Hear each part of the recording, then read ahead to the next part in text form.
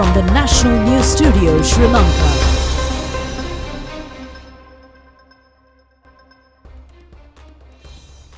Good evening. Welcome to the National News broadcast coming to you live from the National News Studio here at Rupavahini. I'm Kasuni Balachandra. Joining me is Charita Minipurarachi. Let's start off with a quick look at the headlines. මුලින් ඉඳලාම විශ්වාස කරපු එකක් තමයි රාජ්‍ය පාලනයත් දේශපාලනයත් කියන්නේ දෙකක් කියලා. ඒකේ සම්පූර්ණයෙන්ම රාජ්‍ය පාලනය. Well, in your top story tonight, national organizer of the Sri Lanka Podujana Peramuna Basil Rajapaksa stepped down from his MP post today. Parliament Media Division in a statement said that the relevant resignation letter was handed over to Secretary General of Parliament Dhammika Dasanayaka. Meanwhile, the former MP Basil Rajapaksa entered the parliament as a national list MP from Sri Lanka Podujana Peramuna on July 8, 2021 and assumed the financial ministerial portfolio for several months. Former MP Basil Rajapaksa said that governance and politics are two different entities. He said that the decision to step down as a member of parliament was made to refrain from holding any form of government positions. He said that he will continue to engage in politics and may also be a part of government affairs if the necessity arises. He added that he will continue to work with the Sri Lanka Podujana Peramuna. He said that he is personally against the 21st Amendment to the Constitution due to the concerns which may raise from transferring the power of a president who secured 6.9 million votes to a prime minister who obtained less than 253,000 votes. He said that he is in favor of strengthening the parliament. He further said that the current prime minister was appointed by the president. Therefore, he pointed out the issues pertaining to the transfer of power. He said that he sent the first letter to the IMF upon his appointment as the finance minister. He added that two representatives from the IMF arrived in the country and met with them, including the president. He further added that the government was involved in an IMF program even after the SLPP came into power, and the government opted out from the program based on policy. He said that despite many objections, a final decision was taken to reach out to the IMF.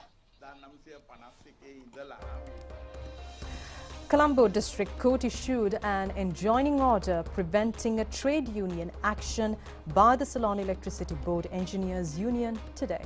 The relevant order was issued informing to ensure a continuous power supply. The relevant order was issued by Colombo District Court Judge Purnima Paranagama. Electricity supply and health services have been declared as essential services. The relevant gazette was issued last evening under the direction of the President in accordance with the vested powers of essential services. Accordingly, power supply and health services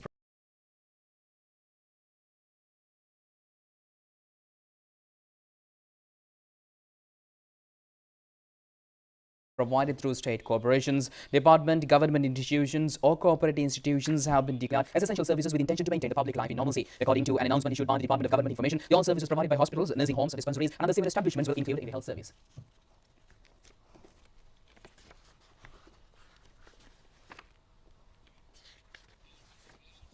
Many hydropower plants in the country were deactivated from this month. Reports have suggested that relevant CEB engineers failing to engage in their duties have caused the power outage. Meanwhile, steps were taken this morning to release the water of Randanigala and Rantame reservoirs without being utilized for power generation. The water supply is usually released for the agricultural activities along the Mahavali River after being utilized for power generation.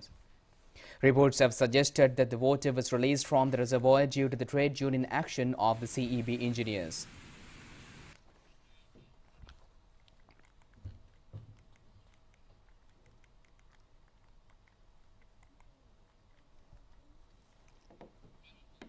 Meanwhile, power outages were reported from many parts of the country this morning, causing difficulties for the public. Senior Engineers Association of the CEB made remarks over the new Electricity Act. CEB engineer Nandita Pathirage said that renewable engineers energies is essential for the country. Accordingly, he said that there are no hidden shortcomings in the bill. He said that one of the sections revised in the bill will only be applicable for license receivers from the Sustainable Energy Authority. දෙන කට්ටිය පමණයි. මේ උදවිය හොඳටම දන්නවා ඒක. මේ කරන්නේ ඊටාම වංචාවක් බොරුවක්. මේ වෙන දෙයක් යට තියාගෙන තමයි මේ වැඩේ කරන්නේ. මං හිතන්නේ ප්‍රොෆෙෂනල්ස්ලා ඉන්න වෘත්තීය සමිති මේ විදිහට හැසිරෙන එක ගැන නම් අපිට හරිම කනගාටුයි. CB Electricity Superintendents Association said that electricity terrorism should be prevented immediately. Sharing remarks over the prevailing situation, Chairman of the Public Utilities Commission, Janaka Ratnayaka, said that only 2 hours and 15 minutes per interruption will be enforced today. He said that any interruptions beyond this period is not consistent with the legal provisions. Also, he said that they have received a complaint from the Irrigation Department. He claimed that electricity generation at the Randanigala, Rantambe, Senanayaka reservoirs have been stopped at 2 a.m. and the engineers have prevented from engaging in activities to provide electricity until 8 to 9 a.m. He also said that no official in the legal authority to enforce a blackout in the country.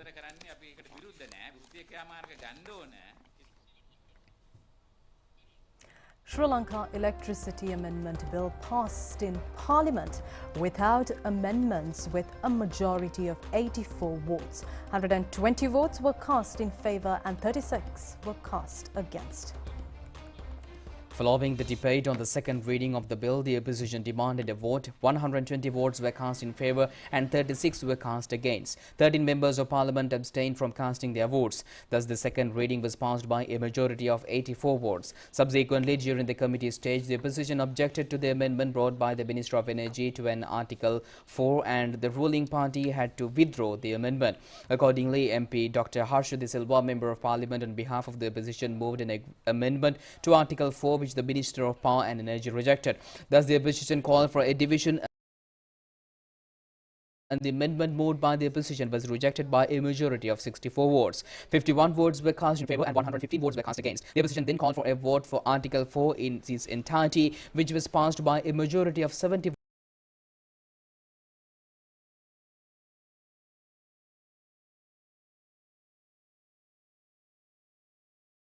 votes, to which 116 votes were cast in favour and 46 cast against. Accordingly, the Electricity Amendment Bill was passed by a majority in Parliament today. This bill, introduced in Parliament on May 17, 2022 by the Minister of Power and Energy, qualifies a person to apply for a generation licence to generate electricity. Accordingly, this amendment will remove the restrictions on issuance of a power generation licence for a person who is generating electricity over and above the generation capacity of 25 megawatts and will allow anyone to apply for it without any restrictions on the generation capacity.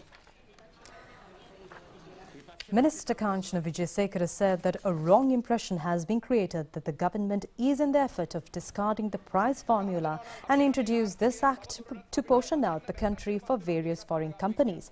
He said that the Cabinet of Ministers has granted approval for a proposal presented by the Indian government over a project. The minister said that he has no involvement in this dealing. He also said that Adani Group has no connection with the amendment. Litro Gas Company says that domestic gas cylinders will not be distributed tomorrow. Therefore, the Litro Gas Company has requested for public not to remain in queues accordingly. The company has further indicated that the domestic gas distribution will resume at the earliest. Litro Gas Company had also informed that no distribution of domestic gas cylinders will take place today. However, long queues were seen near Litro Gas distribution outlets in many parts of the country. Furthermore, long queues are also seen near filling stations in many areas as well.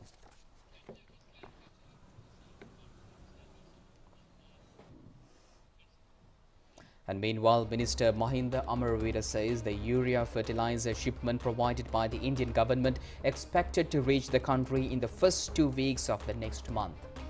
The minister made these remarks during a meeting held at the Ministry of Agriculture to inquire into the progress of the agricultural projects initiated on foreign grants. Accordingly, a total of 60,000 metric tons of fertilizer are expected to arrive in the country. The relevant shipment, which was imported from Oman by India, has been directed to Sri Lanka considering the fertilizer shortage in the country as per the minister. The relevant fertilizer consignment will be distributed through agrarian services centres via the network of National Fertilizer Secretariat and Commercial Fertilizer Company. The price of a fertilizer stock is at 10,000 rupees. A program to promote manure cultivation was initiated initiated by Vaunia District Secretariat yesterday. Accordingly, manioc sticks will be distributed among 15,000 families in the area on free of charge. A program to distribute organic fertilizer was held yesterday in Chandanapokuna area belonging to Girithalaya Agrarian Services Division, targeting the Yala season. A program to distribute additional crop samplings among residents in Himbiyagolla area in Valimata has been initiated to promote home gardening. The program was organized by Sithamu organization.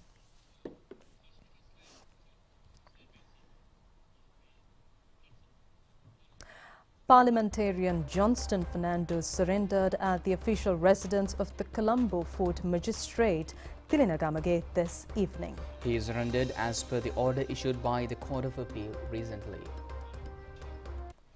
MP Johnston Fernando was released on 2 personal bails, which each at 10 million rupees. MP Johnston Fernando was barred from travelling abroad and an order was issued for the handing over of the passport to the courts. Also, MP Fernando was ordered to be present at the CID to record a statement at any time.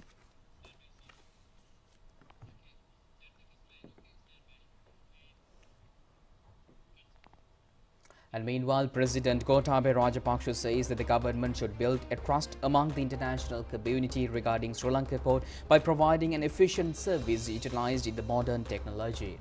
The President made these remarks participating in the progress review meeting of the Ministry of Ports, Shipping and Aviation held at the President's house in Colombo today. The Port of Colombo operates with all the world's leading shipping companies. The President said that the entire staff, including the governing body, should protect this by acting responsibly.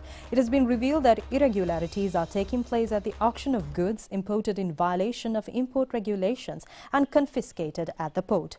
The President pointed out that government institutions such as the SATOSA and the Building Materials Corporation could prevent corruption and earn revenue for the government from the sale of such goods. The President also instructed to explore the possibility of setting up a training unit for the young employees of the Ports Authority, targeting foreign employment opportunities. During the meeting, the need to complete the construction of the second terminal at Bandaranaike International Airport and the eastern jetty of the Colombo port within the stipulated time period was discussed in detail.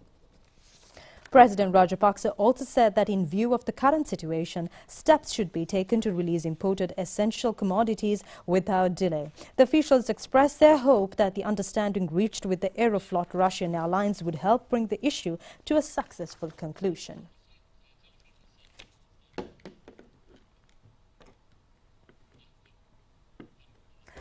Minister Mahinda Amaravira has instructed relevant officials to take steps in converting paddy belonging to the Paddy Marketing Board into rice and distribute through SATOSA outlets.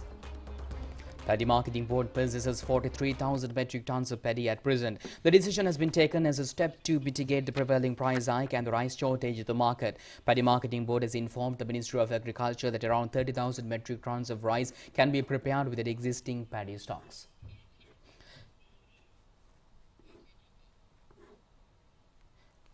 Consumer Affairs Authority said that according to the available statistics, Sri Lanka should not be experiencing a rice shortage and required stocks are sufficient for the total consumption. The authority has pointed out that the country is receiving a rice under the Indian Credit Facility and has donations from other nations as well as the remaining stocks of paddy from previous seasons, and the forecasted harvest of the Yala season would be sufficient for a avoid shortage in the market. However, an unnecessary shortage may occur in the market.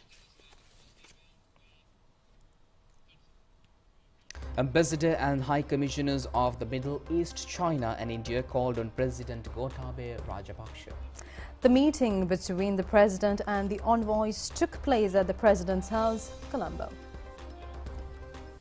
President Rajapaksa briefed the ambassadors and high commissioners on the current economic, social and political situation in Sri Lanka.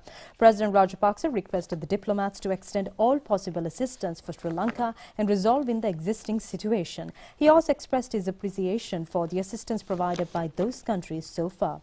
Representing Middle Eastern countries, Oman's ambassador in Colombo, Juma Hamdan Hassan al-Shahi, ambassador of Palestine, Dr. Zuhair Hamdallah Said, ambassador of Kuwait, Khalaf Budayar, ambassador of Qatar, Jazim bin Jaber al-Zurur, Egyptian ambassador Majid Mosley, ambassador for the United Arab Emirates, Khalid Nazir al-Ameri, ambassador of Libya, Nazir al-Furjani, Charge d'Affaires of the Embassy of Saudi Arabia, Abdullah A. Orkobi, Charge d'Affaires of the Embassy of Saudi Arabia, the Embassy of Iraq, Mohammed Obeid Jabur Al-Mazwadi, Chinese Ambassador of Qi Shenghong, Head of Political Section, Embassy of China, Luo Chuang, and Indian High Commissioner Gopal Bagle met with the President. Samagi Janabalavega says former Minister Basil Rajapaksa engaging in politics outside the parliament is a more threatening concern.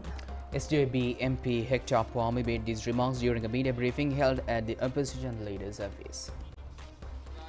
sjbmp Hector Puami said that former MP Basil Rajapaksa will engage in politics with the party outside the parliament. He said that the former MP steered the party within the parliament thus far. Accordingly, he added that the Prime Minister has to be cautious now with the former MP is steering the ruling party from outside.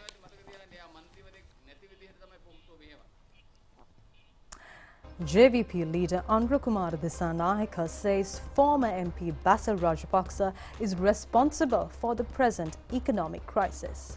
He made these remarks during a media briefing held in Colombo today. JVP leader Anurakumar Dissanayake said that the present crisis situation cannot be resolved without changing the present corrupt political culture and without policy-level solution on the economy. He said that the decisions taken during the Gotabaya Rajapaksa presidential tenure heavily impacted on the present economic crisis. He added that the following Basil Rajapaksa's appointment to the financial ministerial portfolio, political decisions were taken for the economic issues. He further said that the funds required for the country were allocated for political requirements, which further worsens the economic crisis in the country. Therefore, he said that the former MP Basil Rajapaksa is responsible for the prevailing crisis. Ruling party parliamentarians engaged in an observational tour at the National Engineering Research and Development Centre of Sri Lanka last evening. The objective of this visit was to inspect the new inventions introduced by the centre as solutions for many issues, including LP gas crisis. The group of MPs were able to witness many international recognized new inventions innovated by the NED Centre. The parliamentarians said that the new innovations should be popularized under the state sponsorship to further strengthen the national economy. Parliamentarians Lalita Lavala, Wasantayapa Bandara, Udayani Kirindagoda, KPS Kusumsari and Udekant Gunatilaka were present on this occasion. Most stories on the other side of this break.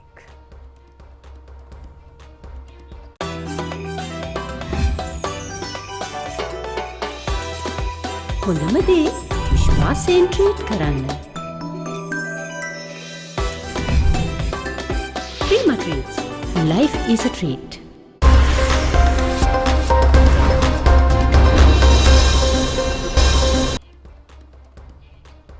Welcome back with international news, and it's a Ukraine update. Fighting is raging on the streets of Severodonetsk in eastern Ukraine. The regional governor has said that the Russian forces are destroying everything that they can be used for defense.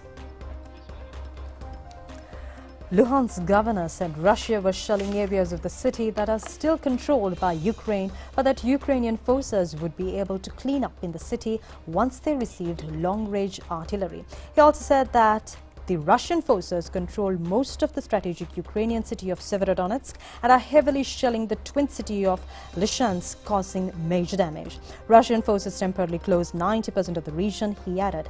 Meanwhile, UN Chief Antonio Guterres has said that the consequences for the war of Russia's offensive in Ukraine are worsening, with 1.6 billion people likely to be affected. Turkey has urged all parties concerned to jointly pave the way for the export of products from both Ukraine and Russia, which are locked in a conflict. Turkish Foreign Minister Mevlut Cavusoglu also said at a press conference alongside Russia's Sergei Lavrov. Meanwhile, scientists have for the first time found microplastics in freshly fallen Antarctic snow. Researchers from the University of Canterbury in New Zealand collected samples from 19 sites in Antarctica, and each contained tiny plastic fragments. Microplastics and stem from the erosion of plastic materials and are smaller than a grain of rice, sometimes even invisible to the naked eye. The researchers found an average of 29 particles per liter of melted snow. They identified 13 different types of plastics, and the most common was polythene, terephthalene, PET, most used in soft drinks, bottles and clothing. This was found in 79% of the samples. The most likely source of these airborne microplastics is local scientific research stations. Researchers Alex Avius wrote in the journal Cyrosphere. However, modeling shows their origin could be even up to 6,000 kilometers, 3,700 miles away. Previous studies have found microplastics pollution in Antarctic Sea and ice at the surface of water, but this is the first reported case in fresh snow. A major study published in the Proceedings of the National Academy of Sciences last year and said microplastics are spiraling across the globe, often transported by dust, wind and ocean currents. In 2020, researchers found microplastics near the summit of Mount Everest. They have also been found in deep oceans. The U.S. House of Representatives has voted through a series of measures regulating the sale of guns, but which are destined to fail in the Senate. The new measures would bar sales of semi-automatic weapons to people under 21 and ban large-capacity magazines. But Republican opposition in the Senate means the bill has held little chance of entering law, despite a renewed focus on gun control in the wake of a series of mass shootings in the U.S. Hours before the vote, survivors of the Uvalde school shooting gave emotional testimony to lawmakers, which reduced some tears. The primary school shooting in the Texas city claimed the lives of 21 people, including 9 young children. One 11-year-old girl told the hearing in pre-recorded testimony that she had smeared his classmates' blood on herself to play dead, and graphically described the moment the gunman shot her teacher in the head. The Uvalde attack and the other recent mass killings have sparked a new round of reptilian talks and gun control in the U.S. Senate, but Democrats need at least 10 Republicans on board to pass any deep laws. Conservatives want to protect the constitutional right to bear arms and object to limit sales in the assault-style rifles and the evade shooting. And while a group of Republican Democratic senators are trying to find common ground, correspondent says that the whatever came up with is very unlikely to involve any sweeping reforms.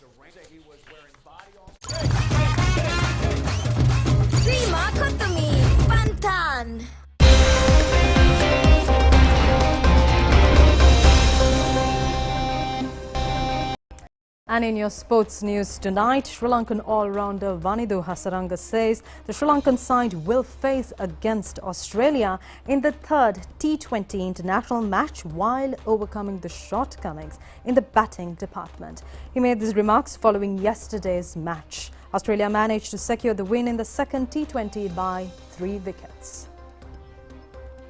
The match was played at the R. Premadasa Stadium in Colombo. Winning the toss, Australia invited Sri Lanka to bat first. Sri Lankan openers were unable to provide a successful start for the Sri Lankan innings.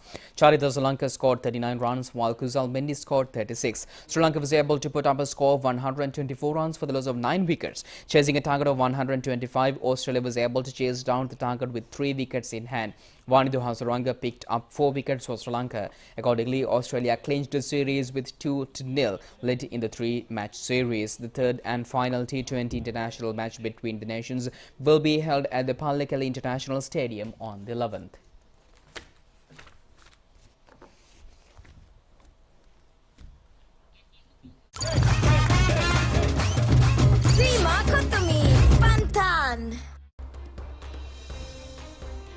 And that's a wrap on tonight's English news on Rupavahini. We'll see you tomorrow at the very same time. Until then, stay safe and good night. Good night.